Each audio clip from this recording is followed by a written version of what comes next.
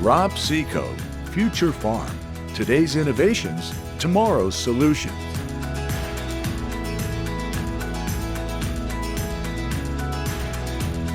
Jim, we're going to talk about innovations in corn seed selection.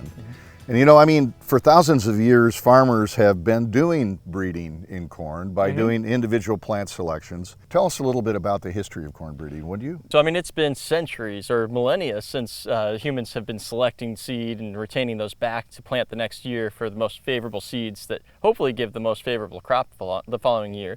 But really, if we focus on the last 150 years or so of corn breeding, it was all open pollinated in corn, and so what we'd see are farmers taking their favorite ears with them to the county fairs. And at those county fairs, they'd present the ears, they'd get awards, they'd plant that ear again the next year and hope to make an even better open pollinated variety. Well, in the early 1920s, or teens really, into the 30s, hybrid corn started to become a thing. People realized that you could get heterosis or hybrid vigor by crossing two distinct populations together. So one open pollinated variety with another. Well, I remember something to that effect is the origin of the name Rob Seco actually comes from the early 1930s when your great-grandfather introduced hybrid corn under that brand name. And so as that continued to develop over time, inbreds and hybrids got better and better until we reached about the 1970s. And do you remember what happened in the 1970s? Yes. No.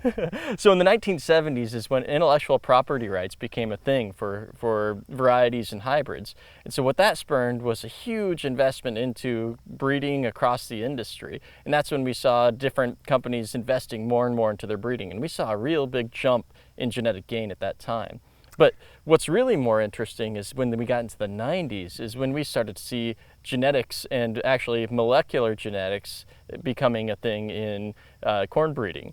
So over the years that continued to develop and develop until we got newer and newer techniques with higher densities, faster techniques that came cheaper, and then combined with the genetic fingerprinting, you started to learn a little bit about what these genes do. So what we're looking at here are three different plants, one representing the female.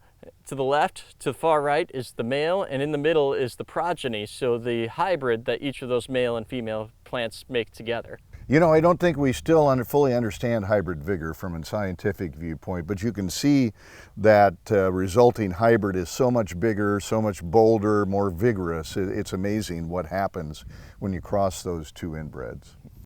Here's an example of tall hybrids versus a short brachytic or short corn type of a hybrid. And these would be examples of using specific gene functions in order to bring additional value to the farmers. As I understand it, gene editing in layman's terms is just the ability to regulate the function of a gene, to turn it off, to turn it on, to increase the expression, decrease the expression. That's really what gene editing is about, right? Exactly, or just change the function altogether. So over the next couple of years, and actually the next couple of decades, we're going to really see these new innovative technologies come into being.